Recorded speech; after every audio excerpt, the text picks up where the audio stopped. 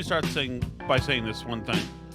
Okay. You guys may or may not know that last week I was gifted the privilege, earned privilege, of qualifying for reparations for the Commonwealth of Massachusetts inability or unwillingness to protect my family through the centuries from being killed by savage Indians, which they were.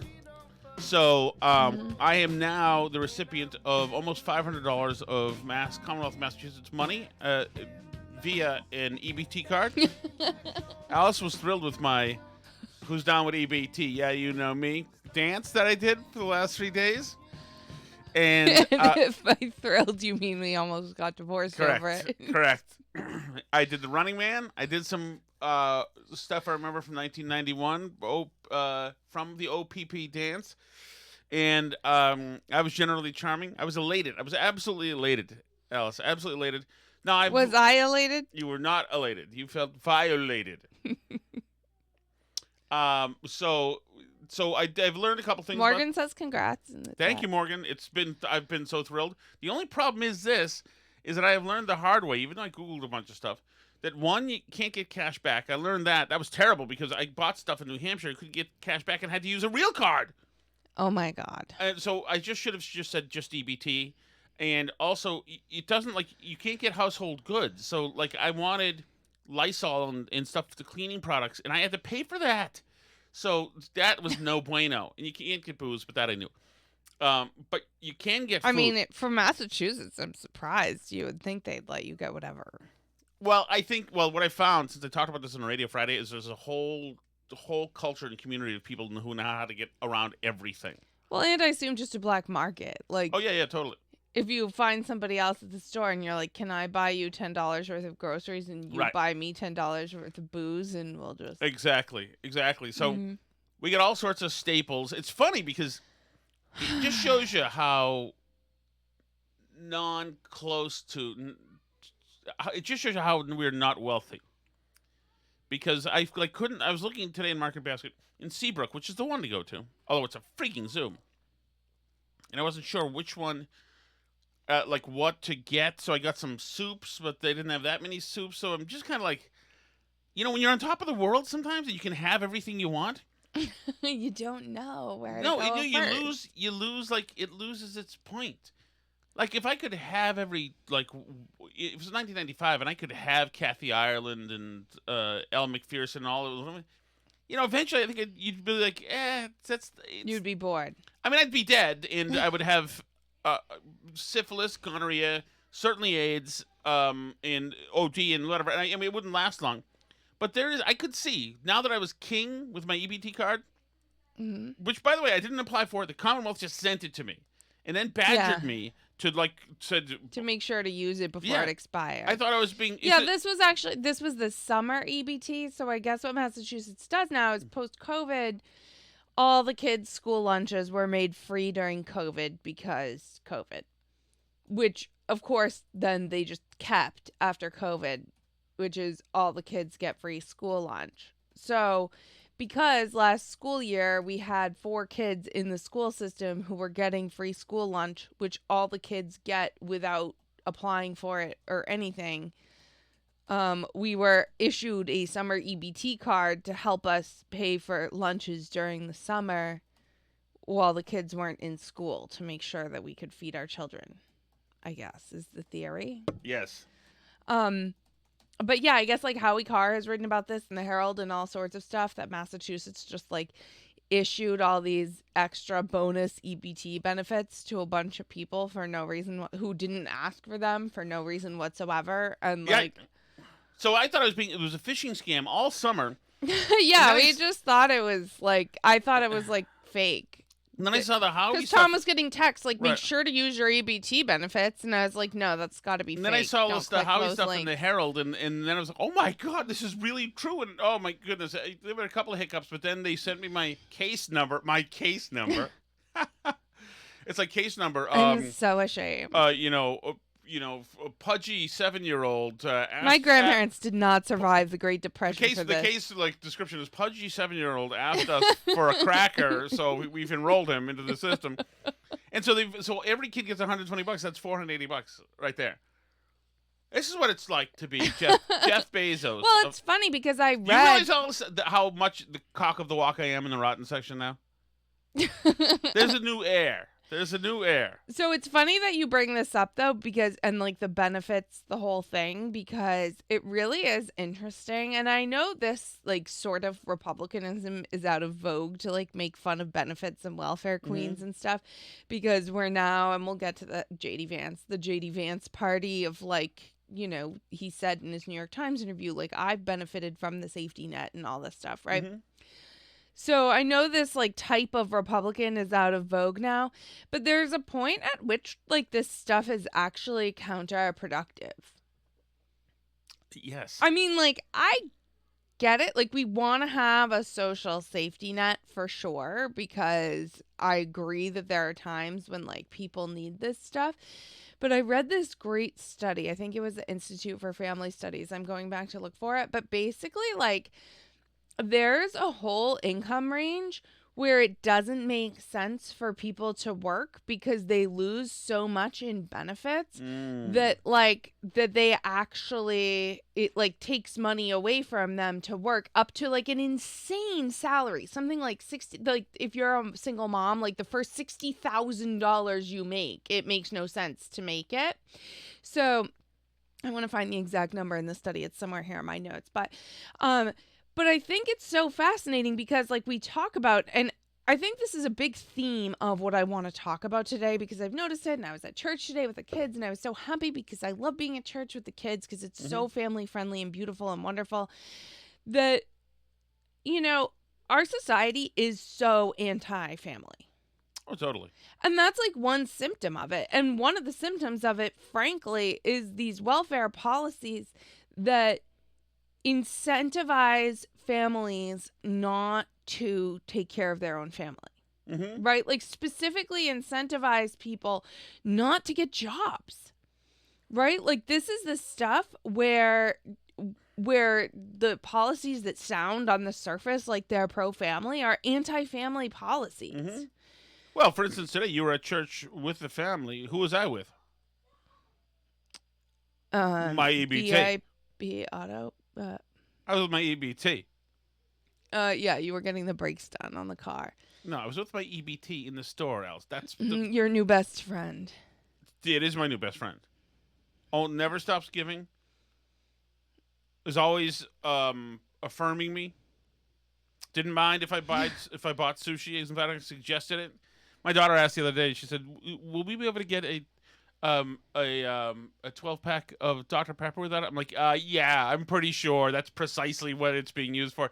Funny thing is, though, you can get the sushi with it in the supermarket, but you can't get anything hot. No hot food with the EBT card. So sushi counts literally just because it's cold? Because it's cold. Hot foods means I've been to McDonald's. Right. So you can't get a chicken Big Mac, but you can get sushi. Correct. Even though I'm pretty sure, like, the calories per dollar on the chicken Big Mac is, like, Alice, way more efficient. I walked through the potato chip aisle in family-sized Doritos were throwing themselves into my cart. That's what the EBT does. It tells you to eat empty calories, starches, what's that? High fructose corn syrup. It is expressly made for that EBT culture. I'm a gimme girl. I'm a welfare queen now, and I love it. Next thing I'm going to get is a handicap placard, which I bet you I could get. You think I'm fat enough for one? I bet you I am. What are you looking for? I finally found it. This is from the Atlanta Fed. A single mother in D.C. makes no financial gain as her earnings rise from $11,000 to $65,000. Wow. So she can make up to $11,000, a single mother living in the city of D.C. She can make up to $11,000 without being penalized, but she makes no financial gain because her benefits start to phase out at $11,000. She doesn't make any more money up to $65,000. It's freaking amazing. I mean, like, that's so bad. It's so bad for getting married because if you get married, you lose those benefits. Like, It's all this kind of stuff. Like, we should be incentivizing people to be together as families. And I was taught at the Market Basket last year that once they scan the first grocery, you can throw your debit card in there. Alice, listen. I'm listening. Once they throw the first grocery, they ring up the first grocery, if you have 60 other groceries, you can swipe your card, which means welfare queen like me now, I go to the supermarket, they start scanning, my EBT swipe right in, right at the beginning, which means no judgment. No judgment. Nobody gets to see my EBT. Right. Which is a white and black card, which otherwise people would see. It looks shameful. Well, yeah, right, but nobody has to see it now. So there's like no shame, there's no nothing. You're allowed to get, all sorts of great stuff. I could literally buy them out of caviar. And that's fine. It's not hot food. As a matter of fact, I may do that. I do love caviar. This is amazing. Well, and Morgan says in the chat, this is how they destroyed inner city black families. Yeah, absolutely. And it's true. And like, where's the incentive, right? Like, why would we be married if like you could get that all the time? Well, if we were married, then we wouldn't get it. I had a listener call Friday and say, so many listeners know so many EBT scams. It's fantastic. One guy did this thing where because if you get an EBT like Walmart card, they don't charge you deposit or anything. So people do is Morgan says you're gonna take a bath in clam sauce. That's absolutely right, dude. Actually, I bought 2 today. Don't give him ideas. Morgan, I hit 4 different stores today, and I use my self checkout so nobody can judge me. Judge them the way I raise my babies. And yep, I did that. But yeah, one guy said you used to buy just bottles of water and empty the water out and just get the deposits back. And just do that again and again and again. And if you're not working, you get all the time in the world. Of course you have all the time in the world. It's great. It's great. But it's going to come to an end eventually. Well, yeah. I mean, we only got $480 that we get with the school lunch program. But you know what this means.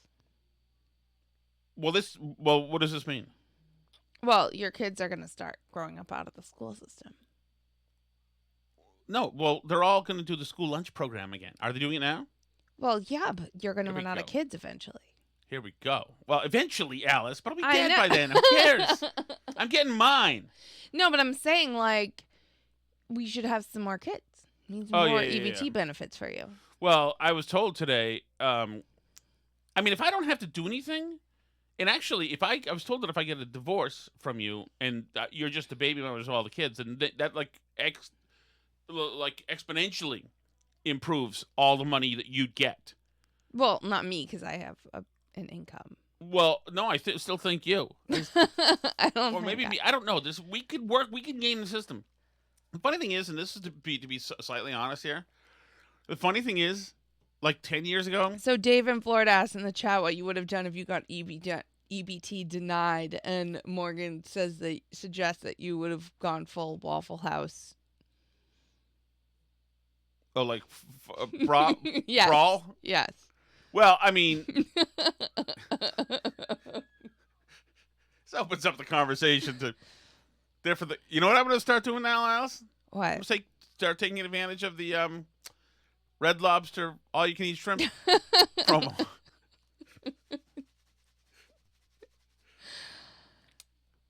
Why the hell not? But seriously, like I was saying, it's like if bad behavior gets rewarded. Why not? Of course, they penalize you for doing the right thing. But That's also, the way all the welfare programs work. Like after COVID and after everybody else got their payout, I'm with my guy. Who's my longshoreman union guy? Daggett. Daggett. And I'm with Sean O'Brien. Like, F it. We want a piece of that. By the way, someone reached out to us and said he is sober. Oh, Sean is? So I called that, yeah. Yeah, I mean, that was obviously, he was either very active or there's no, anybody named Sean O'Brien is either drinking or in recovery. There's no way. And actually, I'll give that to the whole British Isles. You're generally just drinking all the time or in some kind of recovery program. So yeah, no, like I said, like I would have had shame about this some years ago. I would have loved it because I had the card. But now, like, no, I have no more belief in these institutions. I think that they're corrupt and fraudulent. I think it's BS. I think that families like ours, families like my brother, and most of you guys listening get punished for doing the right thing. And I'm saying, F it. I'm so freaking sick of it. I freaking love having this EBT card, and I will love it every year, and I will spend it. Oh, so good. Yeah, because Massachusetts is never gonna roll it back. No, they can't roll it back. And also, well, the problem is, of course, that we're just going to have a Great Depression very soon because you can't keep giving out free money to people who are going to use it, don't need it. Okay, let's get to the Sunday show, shall we, Alice? Or do you want to get to? No. I guess.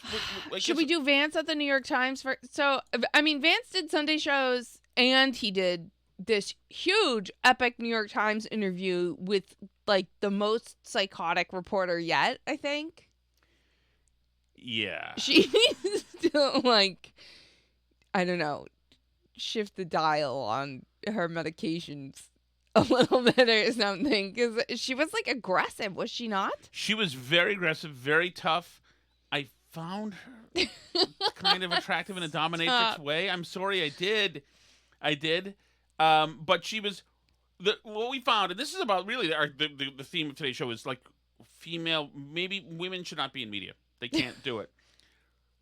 She came to this interview ready to destroy Vance. And so she laid traps for him based on a lot of times him opting into a premise. Yep. And he never took the bait. He artfully jujitsu'd his way out of the trap and then sometimes put her in the trap. And it got so bad and she got so mad that she did just move on. He did like these rousing answers. Like, remember back in the debate when they were like, every time he started to answer a question, they were like, we have a lot to get to. Even when they were like 5 minutes from the end of the debate, they were like, we have a lot to get to. We can't, nope, sorry, no, stop answering the question. We have a lot of other things to get to. It's essentially, how much does your belief that women should be Stepford wives, enforcibly impregnated, going to be implemented in this White House? In the moment he doesn't answer in the affirmative, I'd like to move on now. I know. It's amazing. So here's here we go. The reason that there is a housing crisis is that not enough houses have been built. And that we have 25 million people who shouldn't be here. Well, I mean, this is the thing. I think it's both. I know you do. I don't think that many people who look into this agree with you, but about a third of the construction workforce in this country is Hispanic. Of those, a large portion are undocumented. I don't think many people who look into this agree with you. Okay. Yeah, but I mean, at the end of the day, they go around saying, you know, we are 9 million housing units short in this country. And by the government's own last numbers, which are from 2022, 2 years ago, there's 11 million people here that shouldn't be here. Right. I think it's both. I know you do. I don't think that many people who look into this agree with you, but about a third of the construction workforce in this country is Hispanic. Of those, a large portion are undocumented. So how do you propose to build all the housing necessary that we need in this country by removing all the people who are working in construction? Well, I think it's a fair question. Which they must have thought was wonderfully artfully done. Oh, yeah. This is so clever. Oh, wow. You've already snared him. He has no chance. But, like, how do Democrats not see this one coming, though? Because they've been doing this one since literally the 90s. Being like, who's going to pick all your vegetables then? I mean, Biden did this during the pandemic and got made fun of. If we didn't have people of color who'd be stocking the grocery store shelves, like, without slave labor, who's going to pick the cotton guys? Like, did you think of that? Like, what? I mean, really? Like, you don't see how you're, like, setting the trap on yourselves for this one? By removing all the people who are working in construction. Well, I think it's a fair question because we know that back in the 1960s when we had very low levels of illegal immigration, Americans didn't buy houses, didn't build houses. But of course they did. And I'm being sarcastic, of course, in service of a point, Lulu, the assumption that because a large number of home builders now are using undocumented labor, that's the only way to build homes. I think, again, the country is much bigger. The need is much bigger. I mean, I'm not arguing in favor of illegal immigration. I'm asking how you would deal with the knock-on effect of your proposal to remove millions of people who work in a critical part of the economy. Well, I think that what you would do is you would take, let's say, for example, the 7 million prime-age men who have dropped out of the labor force, and you have a smaller number of women, but still millions of women prime-age who have dropped out of the labor force. You absolutely could re-engage folks into the American labor market. This is, I think, to work in construction. Of course, you could. I mean, the unemployment rate. But it's icky. construction 16. Who would want to work in construction? It is 4.1%. But Most the people who unemployment rate, Lulu, this is important. The But most people who unemployment- don't work can't work in the regular economy. They're in the military, they're parents, they're sick, they're old. They might not want to work in construction. The unemployment rate does not count labor force participation dropouts. And again, this is one of the really deranged things that I think illegal immigration does to our society is it gets us in a mindset of saying we can only build houses with illegal immigrants when we have 7 million, just men, not even women, just men who have completely dropped out of the labor force. People say, well, Americans won't do those jobs. Americans won't do those jobs for below the table wages. They won't do those jobs for non-living wages. But people will do those jobs. They will just do those jobs at certain wages. And think about this from the perspective of an American company, okay?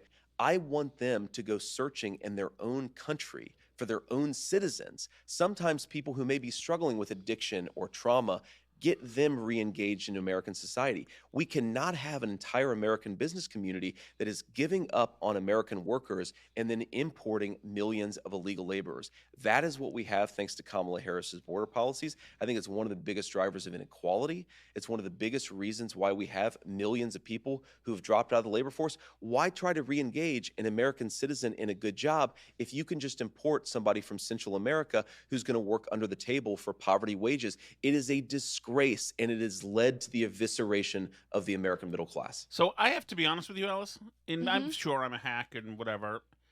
Yeah. I found that to be freaking inspiring. I Yeah. had not thought of that other whole aspect of this argument, Yeah. that it could be expanded so much. Mm-hmm. It's like he made it inspirational. Something that he was supposed to be on his heels on defense, he made it inspirational. Right. And by the way, his proposal that he suggested is like, we can't get rid of everybody out of the country at once who's not here legally, but we could start with like the worst criminals and we could maybe deport 1 million people a year, which, by the way, 1 million people a year is already a lot of people. That's what, like 3,000 people a day? So if you're talking about, they fact checked him at the end and said that the last numbers from 2022 said there's 11 million people illegally. And he said by estimates he's seen, there's 25 million here illegally now. Whatever the number is, like, you're scratching the surface of it. If you're deporting 1 million people a year, like, you're deporting the easiest 1 million a year. And like, to say that you won't be able to find Americans who will do those jobs, once again, like he's saying, and I think it's so smart of him to use this like living wage language that you see the left using, like, because this is the Bernie Sanders argument against mass immigration. Right, against NAFTA, against all these free trade agreements, against moving the factories to Mexico, against this stuff, saying like, essentially, you're replacing American workers with third world laborers who, for a variety of reasons, whether it's they've moved to America and they're on a bunch of government benefits that are making it way cheaper to employ them under the table, or if you're saying we're moving the factories to China where they're employing literal slave labor, like, that it's not fair to undercut American workers for that, even if it makes some stuff at Walmart cheaper. Right? Like, because, and he's using essentially a Bernie Sanders argument, like a living wage argument to say that. He does stuff out of, he's so bright. He's the brightest politician we have that I've ever seen. And the fact that he's so,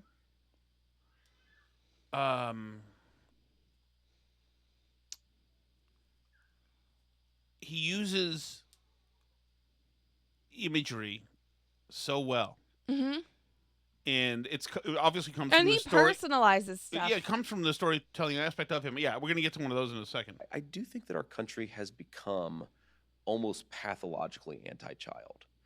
I put this in a couple of different ways, right? So there's one. It was actually when I was in law school. I was on a train between New York and New Haven. I think I was doing like law firm interviews or something. And obviously I didn't have kids then. And there's this young girl gets on the train. She's probably 21 or 22.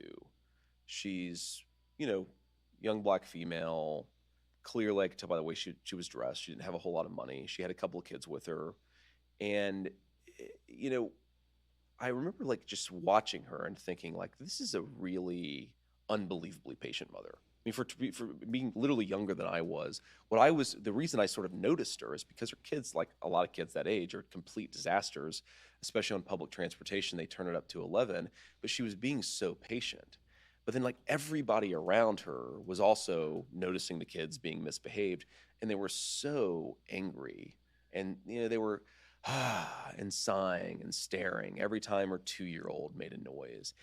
And that was sort of a moment that kind of stuck with me. And then, of course, I've had similar experiences riding with my own kids on various modes of public transportation. And again, it just sort of hit me like, okay, this is really, really bad. This thing that we do where we make motherhood or fatherhood, or there's this, again, I do think that there's like this pathological frustration with children that just is a new thing in American society. I think it's very dark. I think you see it sometimes in the political conversation. Oh, I'm against him on this. FYI. People saying, well, maybe we shouldn't have kids because of climate change. Wait, but can you pause him for a sec? Because I was talking to you about this today, and like I was once again so inspired by this, and this is why I love him as a politician, because no one's out here saying this, and like I as a parent noticed this so much, especially as a parent of 5 kids, which is a lot in 2024 America, particularly 24 Massachusetts, right? That there are so few places where you can go with a lot of kids where you don't feel people's anger at you for having so many kids. Agreed. And like, I mean, sometimes people or just disdain. Right. Yes. I mean, I got it for having kids young, and I got it for having a lot of kids, right? Like when I was in realistically my like early to mid 20s, which by the way is an awesome time to have kids, just like physically your body, you bounce right back. Everything's so much easier when you're 23, 24 and you have a kid versus I can attest when you're 37, it's much less fun. But I mean, like, people asked me if I was going to finish school. Like, people thought I was, like, an unwed teen mother. Even though I was, like, wearing a ring and in my 20s, like, people were just weird about it because I was young and, like, didn't Tufts tell you to get an abortion? Oh, when I went, because I was getting my health care through Tufts University at that time. So everything had to get a referral through the health center at Tufts. So I went to them and was like, I've had a positive pregnancy test. I need you to write me a referral to an OBGYN. And they were like, well, you have options. And I was like, I don't need options. I have a full-time job. My partner has a full-time job. Like, can you just write me a referral to an OB, please? Like, what? I don't understand. And they like made me do another pregnancy test there. And they were like, you do have choices. You don't have to do that. Like, but it's just this weird, but it went through, and I mean, like, I get it. I've always been a person who's like kind of looked young for my age, so I think some people just kind of assumed I was like 14 and pregnant when I was pregnant, even though I was like wearing a wedding ring and whatever. And like, it's people trying to be nice a lot of times with that aspect of it. But then later when I had kids too, if I was in Melrose walking around downtown with a double stroller and a bunch of kids, people would say like, people would say all the time, we know what causes that now. Guess you don't believe in condoms, huh? Like all the time. And it's such a contrast. Like, JD Vance, I recommend people go watch this full New York Times interview with him and not just the clips that are floating around, because it's really a great interview start to finish, and he's so great in it.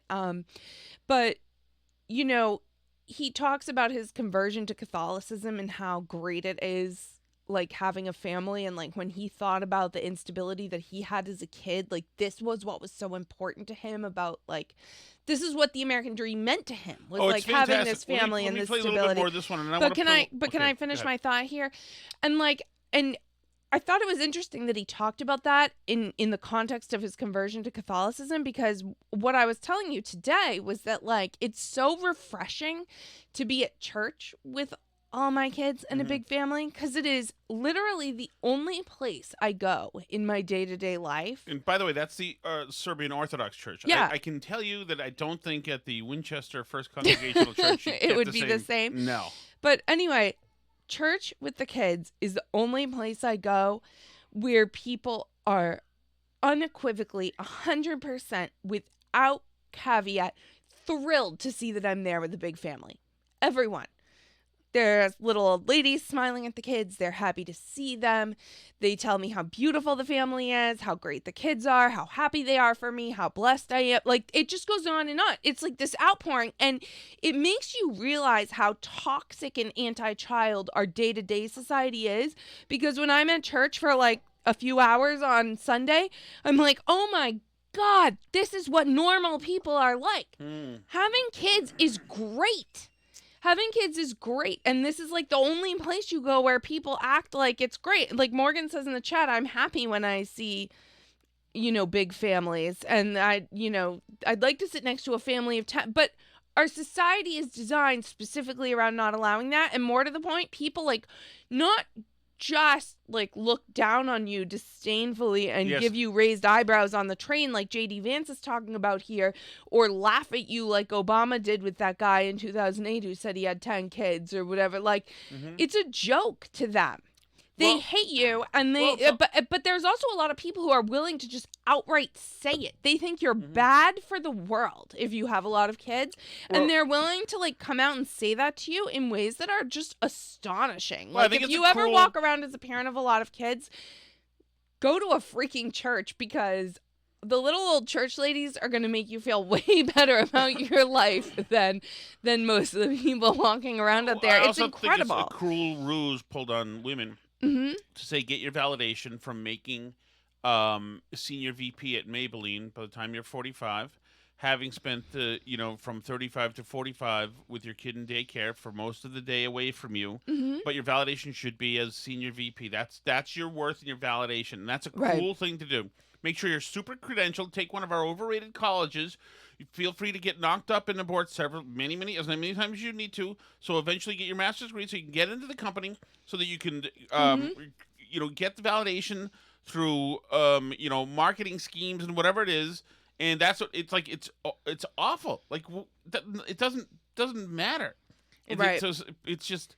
Well, and even like the pressure on women to like get into these high-powered careers, like to make partner at some law firm, and then like they realize they don't really want that, and then you're trapped by all your student loans and all the expectations and all the stuff, and you realize like, oh wait, I don't actually want to spend 100 hours a week at my law firm because I'd like to spend some time with my kid. But I mean, like, people make different choices, right? And like a lot of the criticism of JD Vance has come from this place of like, oh, well, he's criticizing women who can't have children, and that's so mean. Like, the tragedy of women who can't have children is that having children is really great, and it really sucks if you can't have children. And that's very, very sad, and a big grieving process that people go through who can't. And it actually, like, by the way, kind of invalidates their grief to say that it's like totally fine and awesome not to have children. Yes. Like, it's actually, I think, more like true and validating to say like, I'm really sorry that you're going through this, because that's a terrible and a tragic thing. Like. Can I? Okay, yeah, we'll listen. Well, I want to get to my favorite cut of JD Vance, and then part of the bigger pattern that we need to hit really here, which is that women can't be in media anymore. You did express some beliefs. This is about him talking to an old friend 10 years ago who went trans and now hates him now. Right. She dumped all his emails to the New York Times, and he had put something in one of his emails saying, and they, by the way, find it jarring that he was nice in the emails. Yes. You did express some beliefs that are different than the ones you hold today. I mean, you said, Like, what do you mean? I hate the police. And so I'm wondering, did you write that?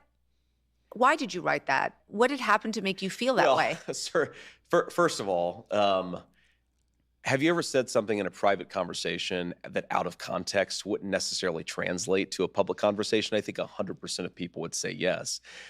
I just want to note, by the way, this woman is ice cold, but he is wholly in control. He is more comfortable than she is. He is at ease. He is unintimidated. Any of these questions, Tim Walz or Kamala Harris, nobody Freeze could, up. Yep, and Be awkward and inhuman. We'll get to SNL slamming her later. Trump would be 1,000 bottle rockets going in 1,000 different ways as well, or just combative. This guy is in control of the room. This guy is a Jedi. I don't exactly remember when that I sent that email, but I strongly suspect that what happened is, so when Usha and I lived in San Francisco for a couple of years, and when we first moved. I get frustrated even thinking about it right now. When we first moved, there was a break-in the car that I had, and it was stupid. I shouldn't have left her suitcase in the car to begin with, but I did. And it had a ton of like completely priceless things. I'm not talking about priceless as in we paid a lot of money, but like the necklace her grandmother gave her that she bought in India that she gave her on like the morning of our wedding. Things like that were stolen. And I went to the police in San Francisco, and it was. Have you ever seen the movie The Big Lebowski when the guy's car is stolen? Okay, so I love the Big Lebowski. When like the dude has his car stolen, he says, "Hey, are you like investigating it?" And the cop kind of chuckles and says, "Yeah, we got a couple detectives down at the crime lab." That was kind of the response that I got to, "Are you guys going to try to recover this stuff?" I was frustrated at the police. I fired off a frustrated email to a friend. And again, this is why I think it's like a violation of trust is, do I think that is at all representative of my views in the police? Do I think it was representative of my views of the police writ large in 2016 or 2014 or whenever I sent that email? No, of course not. You send something to a friend. Hey, I'm pissed off about this. I think it's very ridiculous for the media to say, well, JD used to be like a defund the police guy because in a private email I expressed some frustration about a distinctive police officer. Come on. So just to be clear. By the way, and that for him to give that answer, which one gives a very what's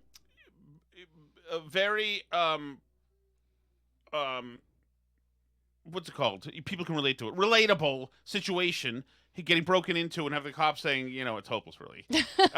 That's so relatable. And then him to bring in The Big Lebowski, which is a movie that he likes, and he knows the dude from The Big Lebowski. He is showing such a legitimate, non-fake personality. Oh, yeah. And it's such a contrast to Kamala Harris. It's even... If they asked her about The Big Lebowski, she's like, yeah, yeah, I love the part. I mean, the end to me was, but what it means to me more... This guy's so genuine. Yeah, and by the way... Lebowski, and everybody freaking loves a Big Lebowski. Of course. Makes him not weird. Trump also would not be able to reference the Big Lebowski, in total fairness. He wouldn't try to. No. But Yeah, no. He'd say he hasn't seen it. Because he hasn't seen it, because he doesn't care about it at all. But... yeah, it was very relatable. Do you have the moment... Hold on, I want to get to just one more part of this. Yeah. Because you should get to their fact check of his election, of his thing about the police too, that they fact checked him at the end in their their post fact check. Yeah. I'm but not crazy about that. But listen to what she says to him and comes back.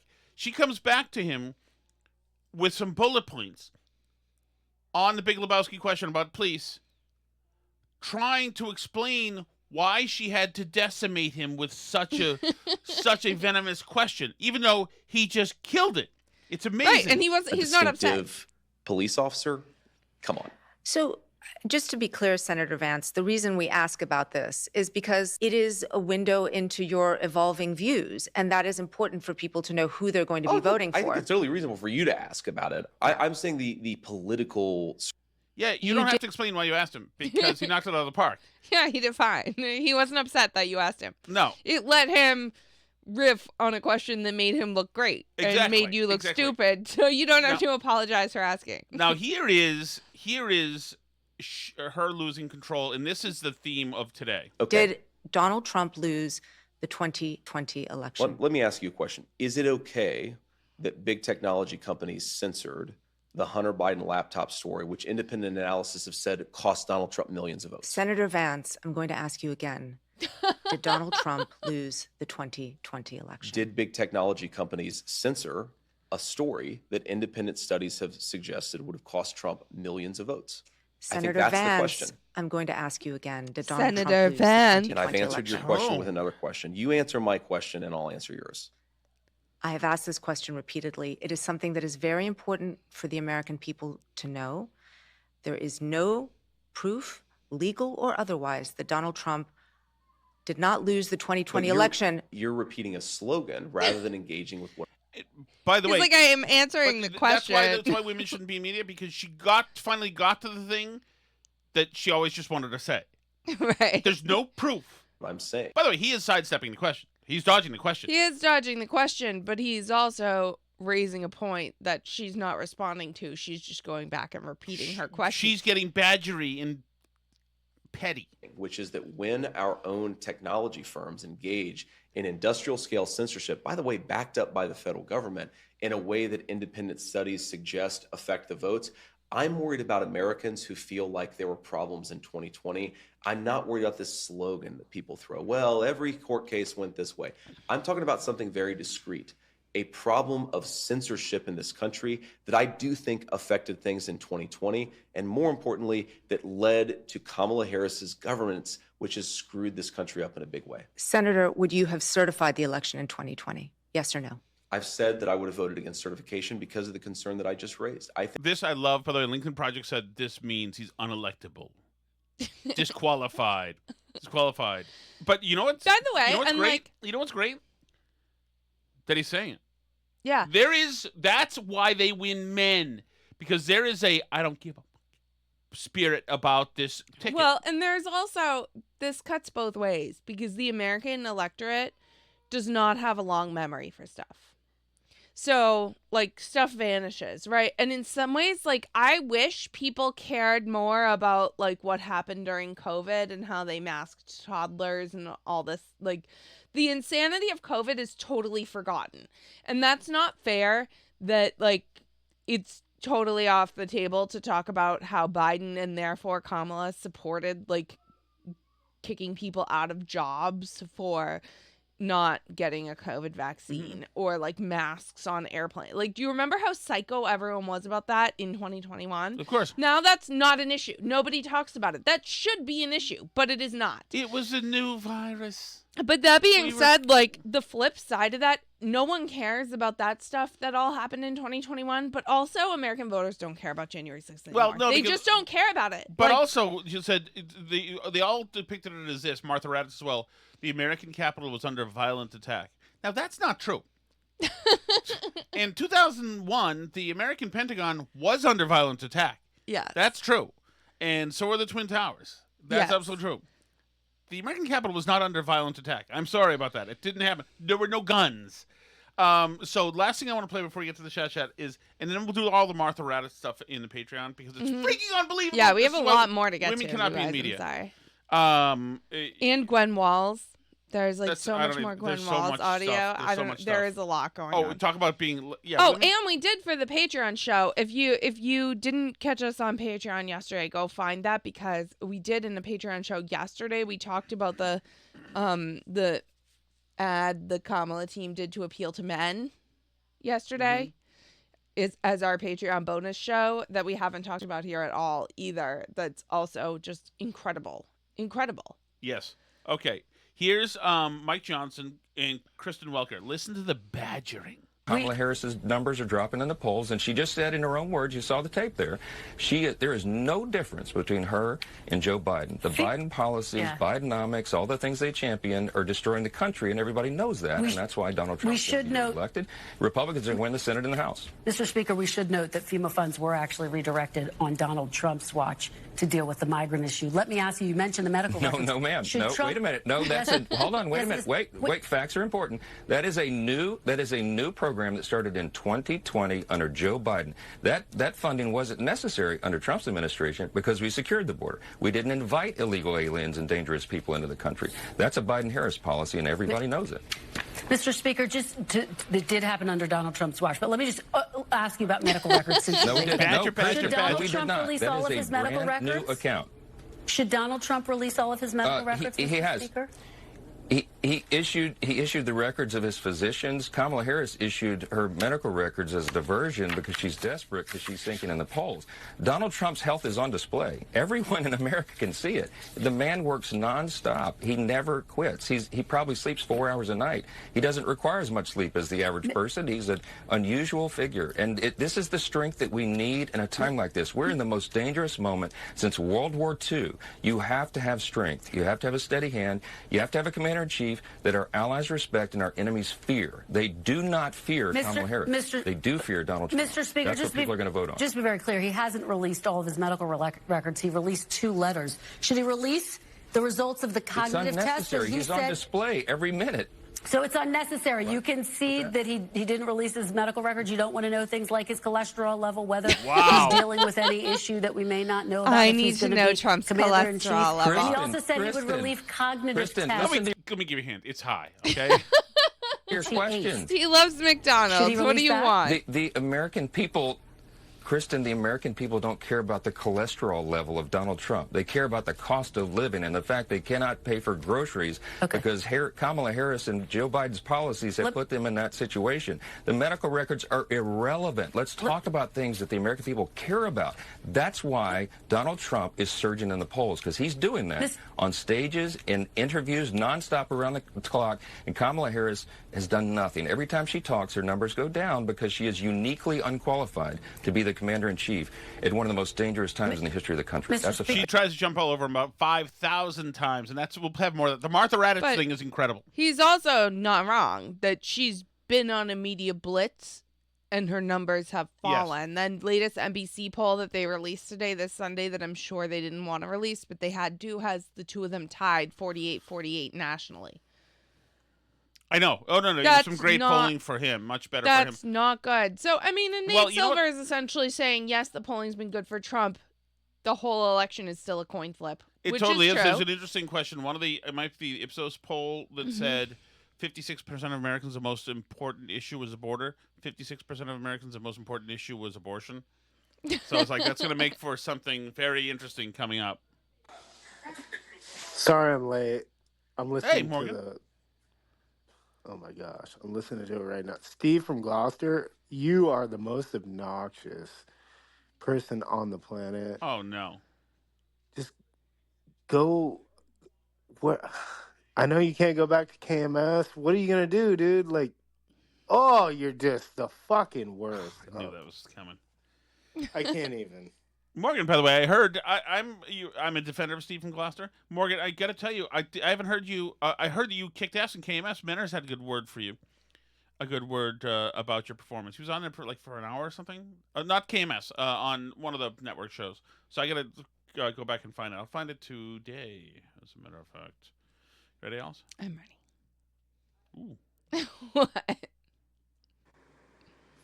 Did you guys see that Kamala was using a teleprompter on her Univision appearance, her quote-unquote unscripted town hall? I didn't see that, but I'm not shocked. That is hilarious. She's terrible.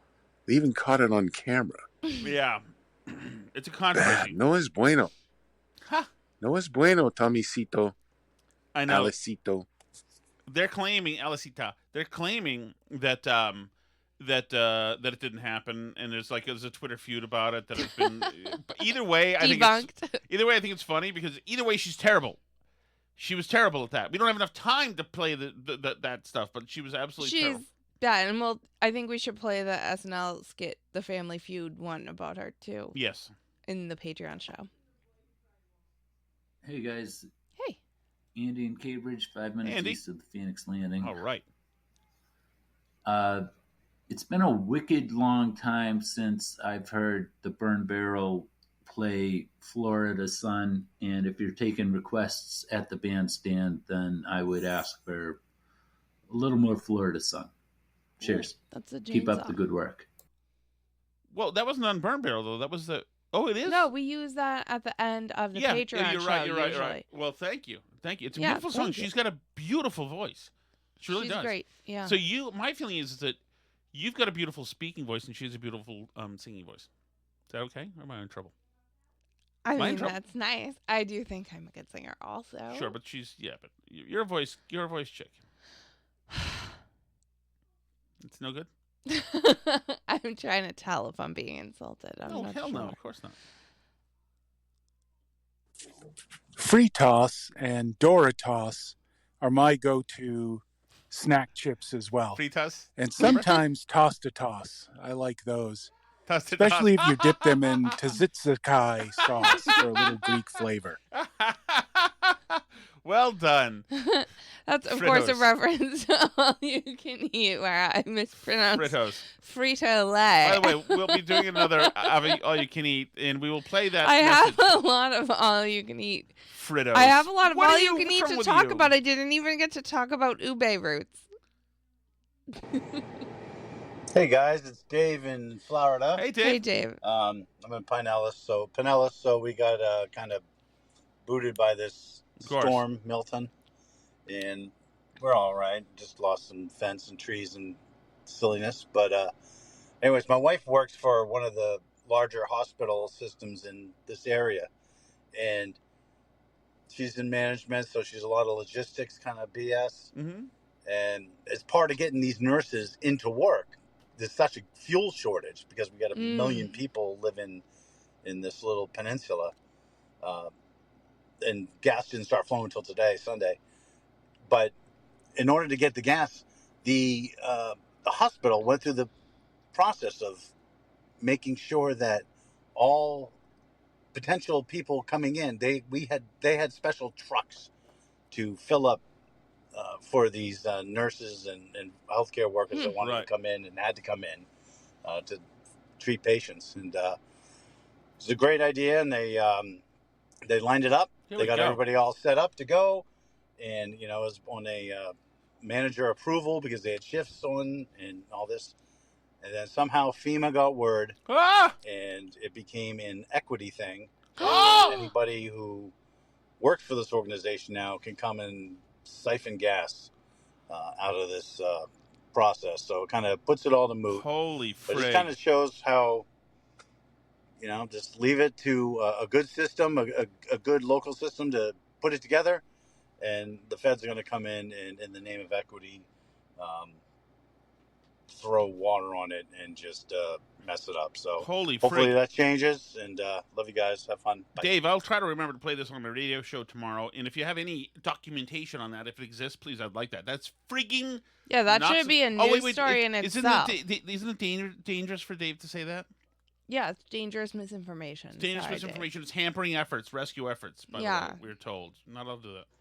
The 2004 Red Sox were a group of idiots who somehow put it together and won a World Series in an area of the country where people talk really ridiculously and have obscene accents that you see in Good Will Hunting. Yes. That's what it's really like there. No one has a regional accent.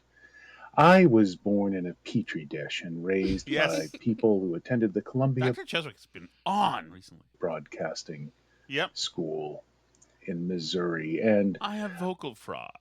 I don't have an accent, so as you can tell, I'm looking at this from an outsider's point of view. Can anyone talk down to us anymore than anybody from NPR? What is the big? That's a globe. Why do they have, right? It's the Boston Globe. have to talk down to everybody? And this is what it is about Tom. That's from the Red Sox ownership, by the way. By the way, I was just thinking, Dr. Cheswick and Alice, that like somebody talked on my radio show about what's his name? Cullen of the Globe. What's his first name? Kevin Cullen. Kevin Cullen.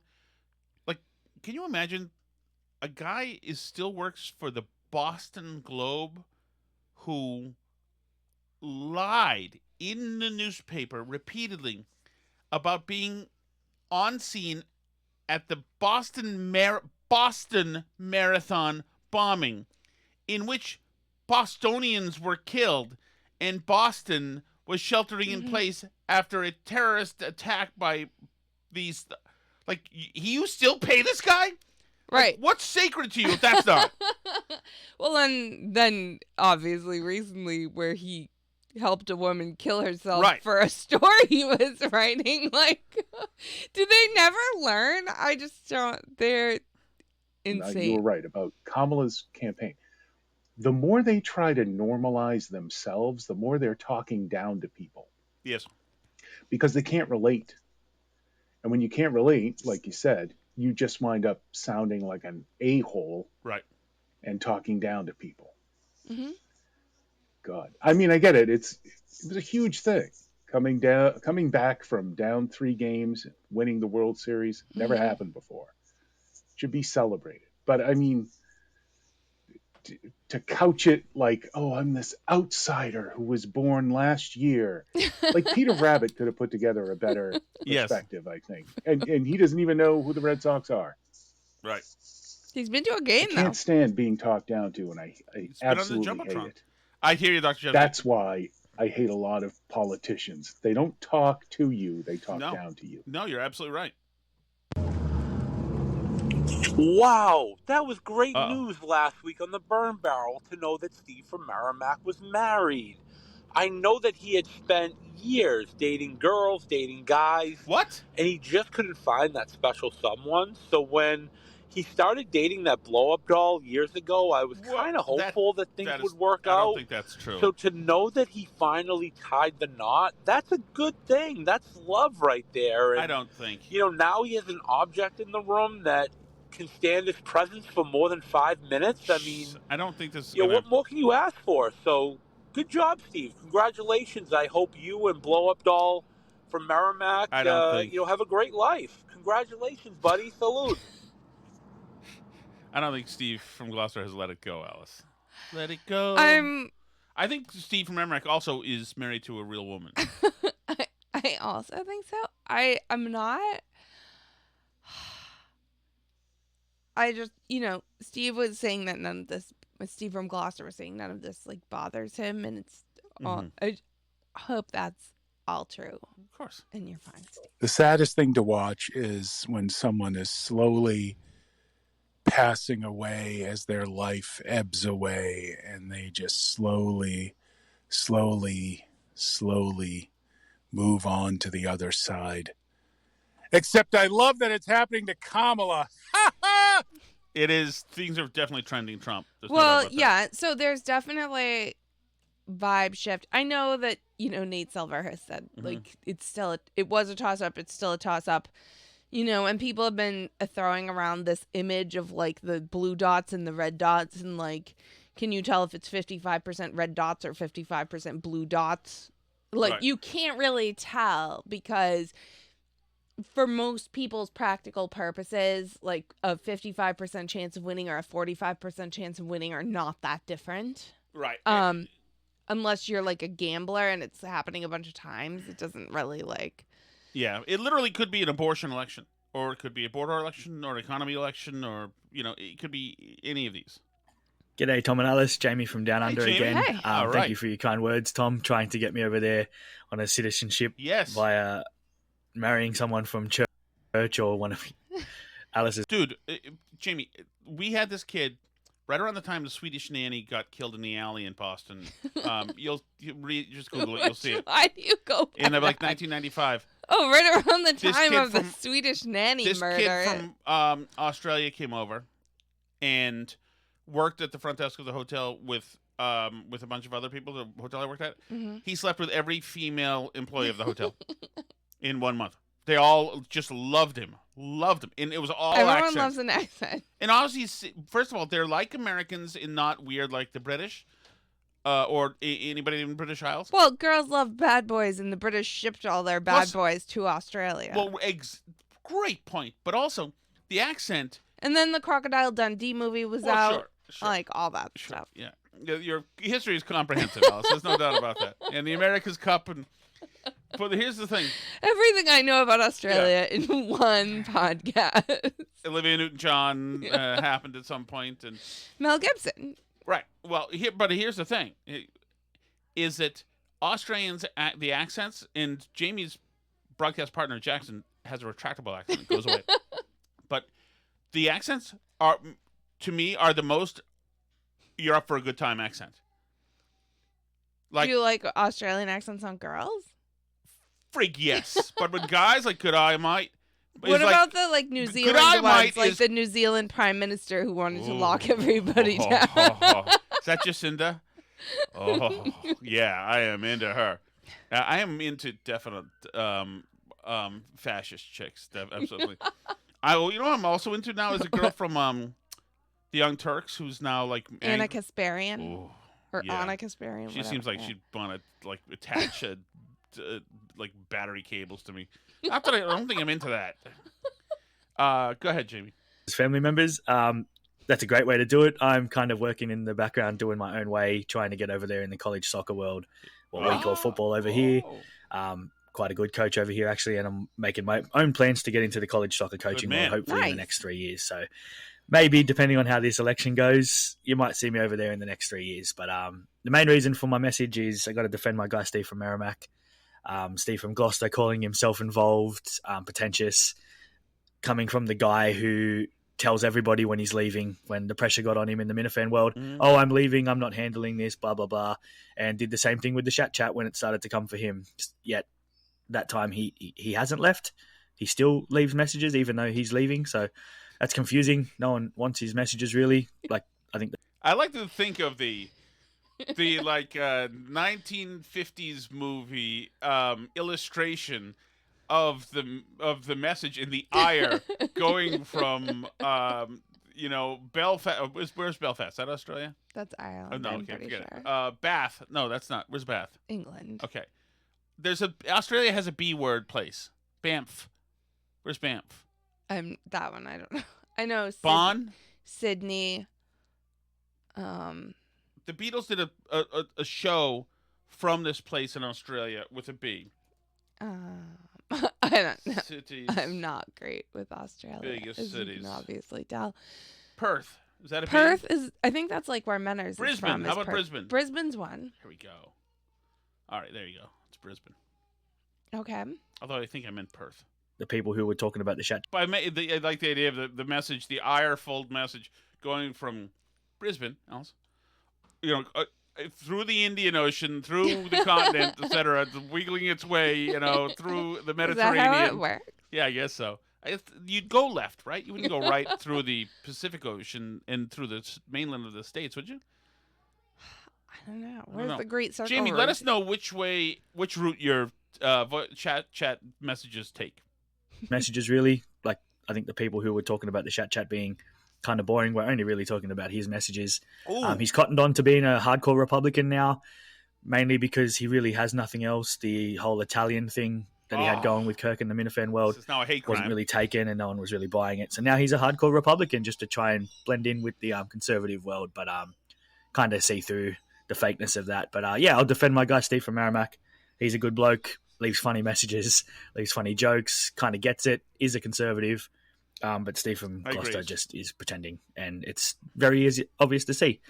Love the show, guys. I'll keep leaving messages as time allows. Keep it up. Really loving it. Jamie? Alice, if you do have any hot friends from church, let me know. Yes. I think we're roughly the same age. I'm only 34, so there we go. Could work out if I can't really get that coaching thing off the ground. But we'll just see how this election goes in November, and we'll take it from there. But great show, guys. Love your work, and I'll talk to you later. Thanks, Jamie. We'll see you. Thanks, Jamie. If you are listening on Patreon, stay there because we do want to talk about Martha Raddatz and some of these other things that we mentioned. Great chat. Obviously, everybody, you can go to burnbarrelpodcast.com if you want to leave those messages. There's a red button there. Everybody take care of your mental health, though. We care about all of you, obviously, so don't leave messages if it upsets you in any way whatsoever. Otherwise, join the Patreon, patreon.com/burnbarrel.